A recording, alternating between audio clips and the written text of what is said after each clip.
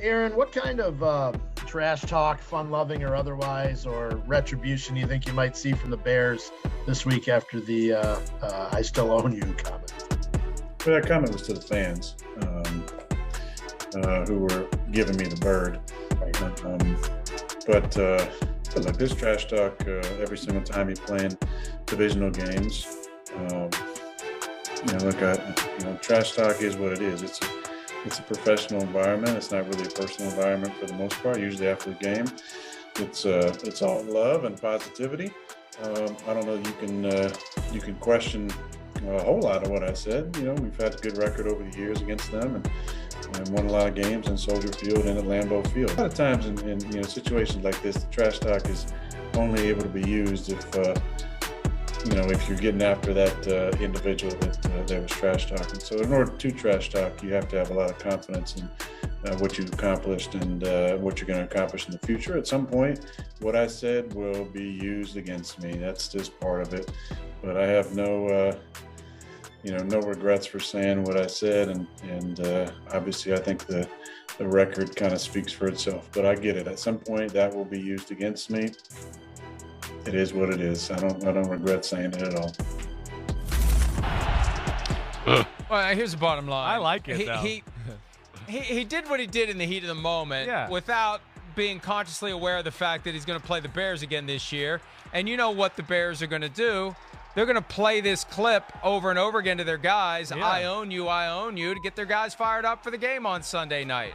Matt Nagy said on Wednesday, the Bears coach, when he was asked about it, we're aware of it. Yeah, of course they're aware of it. You use anything you can to motivate your team. The Bears are up against it on Sunday night. Their season is on the line. They're done if they lose another one. And they got a tough draw to go to Lambeau Field and play the Packers in primetime. So, the fact that Aaron did that can and will be used against him. And it's not just going to be used against him when the Bears win. It's going to be used on Sunday night as an effort to try to cajole the Bears to win. Yeah, sure. It is. It is. But, he explained it right. I don't think he gives a crap. That's what's awesome about it. He doesn't care. He knows he's Aaron freaking Rodgers. And the facts do, kind of present themselves in a way where, he owns them. He does. Their best football team they've had. In the last 11 years, he still went in there in the NFC Championship game and beat them.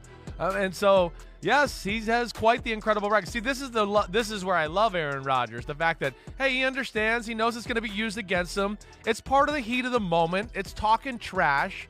It was towards the fans. It wasn't towards the players. So, it's going to be used a little bit to motivate the team. But it's not like he was in guys' faces on the defense doing that. That would have been a different thing. If he was in Robert Quinn's face or Roquan Smith's face going, I own you, and putting on the championship belt, that would be a different thing. And that, it would have been flagged. Yeah, it would have been flagged. And that would have been real, pissed off emotions from the Bears if that happened. They're going to try to use that. We know that. But, man, Rodgers, he's on fire right now. He really is, and I don't think he's all that concerned with anything right now. Anytime you talk about getting in guys' faces now, I have this flashback to the day that you provided the very graphic dangling your man junk in front of you didn't have to say it again, but that's what I thought of. I led the horse to water, and you went ahead and I drank. Gobbled up the pond. Yeah.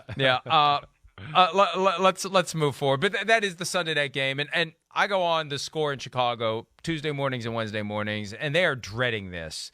They are dreading the potential for national embarrassment of the Bears on our air in primetime by the Packers because they just see no way the Bears are going to win this game. And didn't the Washington Generals beat the Globetrotters at least once? It can happen. We saw the Titans lose to the Texans not that long ago. It can happen. This has been a crazy upside-down year.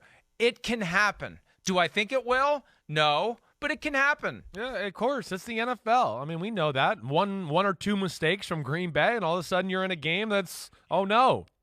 We're down by 3 in the fourth quarter. There's no doubt. But I think our evidence shows us at least that, you're right.